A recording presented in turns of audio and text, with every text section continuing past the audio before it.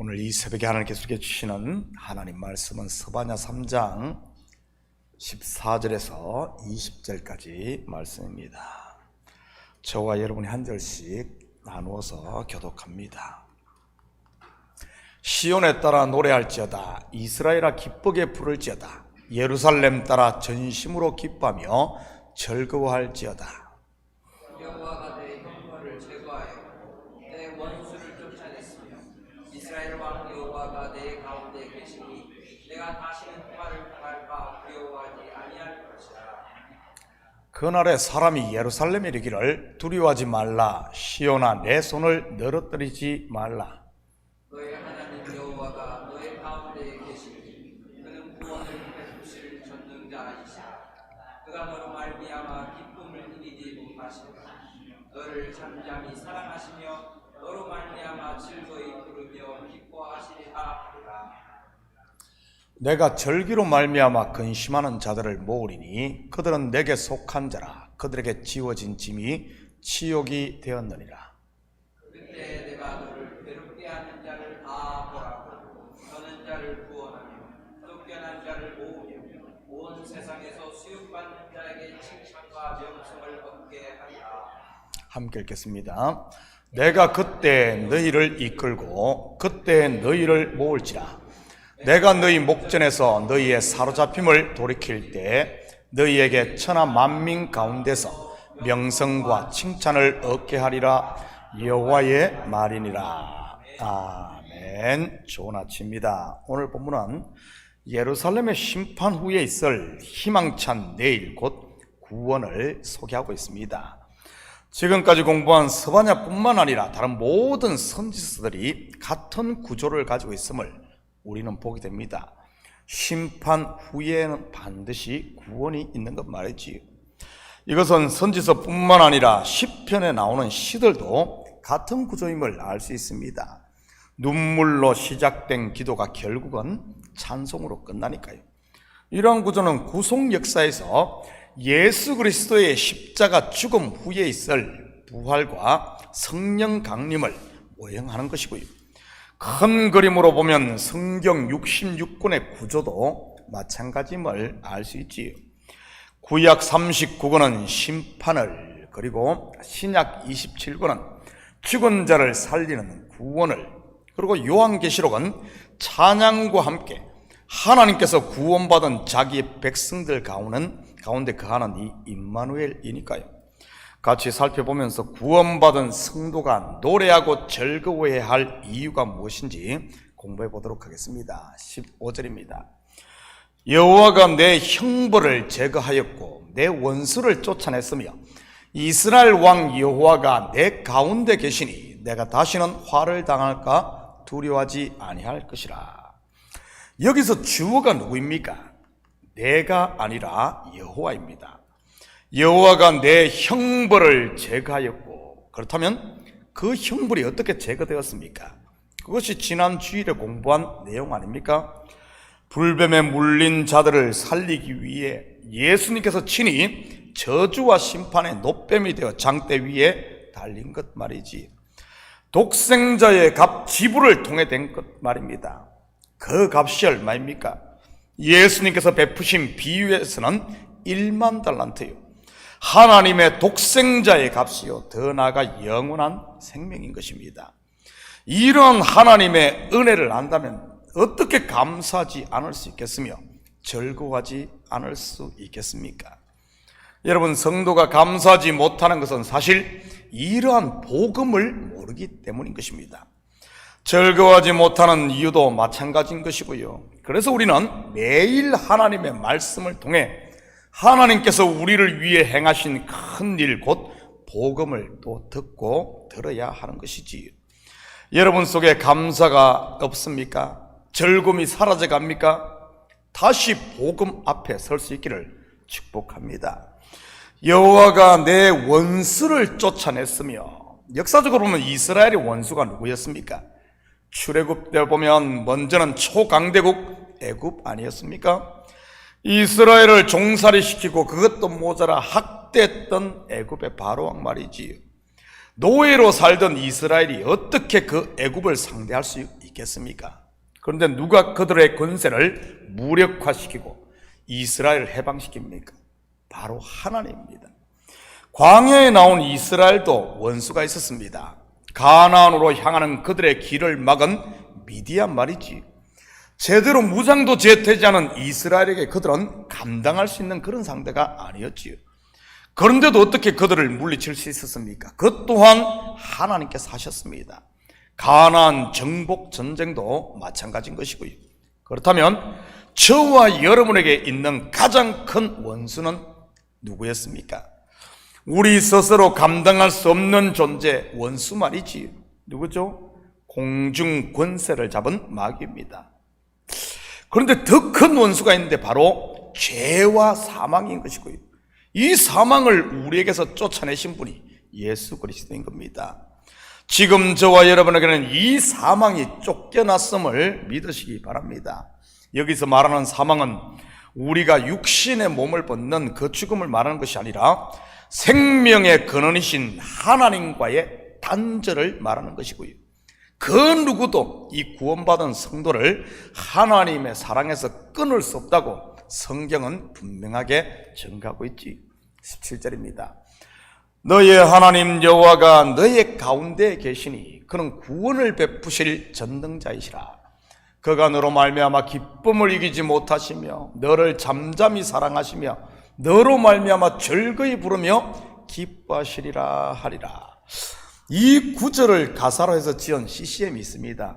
너의 하나님 여호와가 너희 가운데 계시니. 오래된 이 CCM인데 여러분, 하나님께서 저와 여러분을 보시면서 바로 이렇게 기뻐하심을 믿으시기 바랍니다. 그렇다면 왜 하나님께서 우리를 보고 기뻐하시겠습니까? 우리가 잘나서 그럴까요? 아니면 우리가 착하게 살아서 그럴까요? 만약 그렇게 생각하신다면 그거는 착각입니다. 왜 하나님께서 기뻐하시는지 볼까요? 창세기 1장 31절입니다. 하나님이 지으신 그 모든 것을 보시니 보시기에 심히 좋았더라. 저녁이 되고 아침이 되니 이는 6째 날이니라. 바로 하나님의 말씀 곧 언약대로 피조물이 창조되었기 때문에 기뻐하는 겁니다.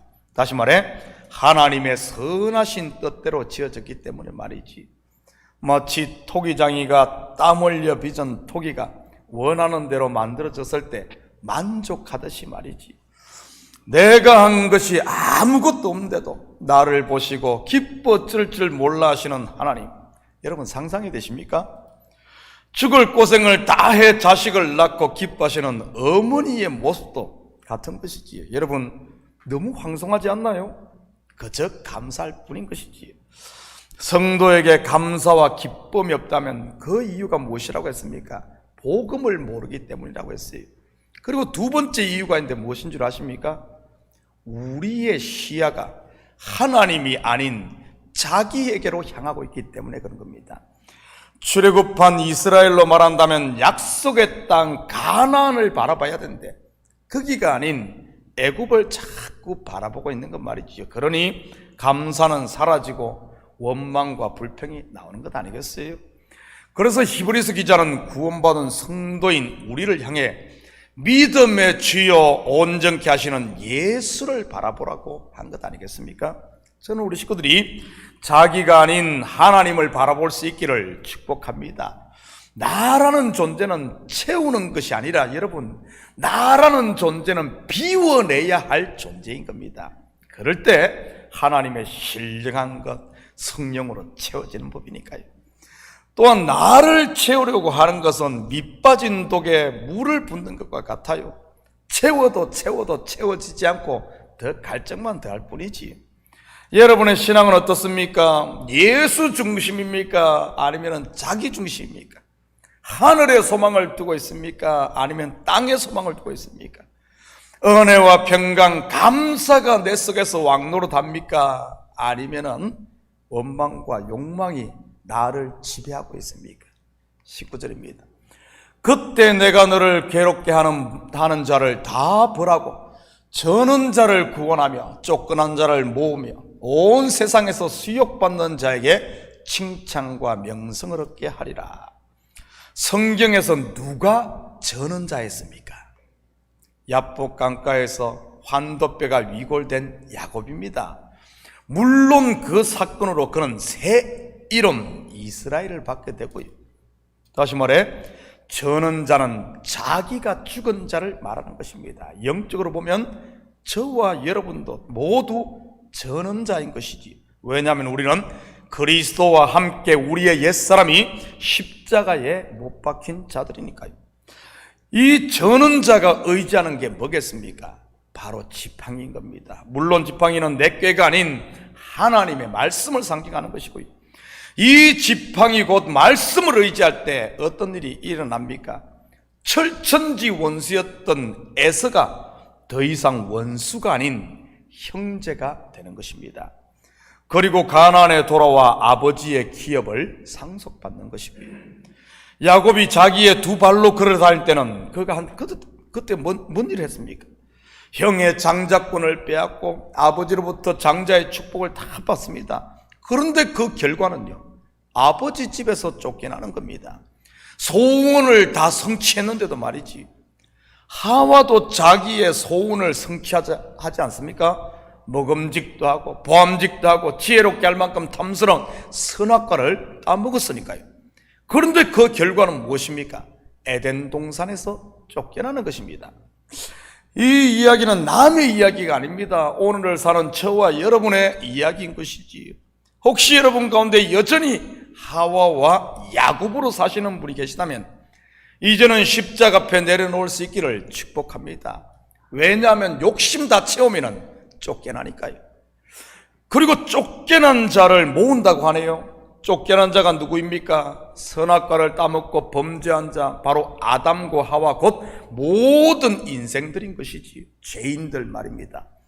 알고 보면 저는 자, 쫓겨난 자, 그리고 수욕받는 자는 율법을 통해 자기가 죄인임을 자백한 자임을 말하는 겁니다. 죄를 자백하면 어떻게 되죠? 사형 판결 내려집니다. 죄의 삭선 사방이니까요. 그런데 본문은 반대로 말하네요. 이들에게 주어진 것이 무엇입니까? 죽음이 아닌 생명, 책망과 수치가 아닌 칭찬과 명성입니다. 바로 이것이 십자가의 비밀, 복음인 것이지. 사랑하는 성도 여러분, 오늘 하루도 세상의 원리나 내 꾀를 쫓지 마시고 하늘의 원리와 하나님의 말씀을 쫓음으로 하나님께서 주신 은혜와 평강의 하나님 나라를 누리시고 이제는 좀 감사하고 즐거워하는 천국 백성의 이 복을 누리고 또 나누며 사는 우리 식구들 되기를 예수님의 이름으로 축복합니다. 같이 기도하십시다.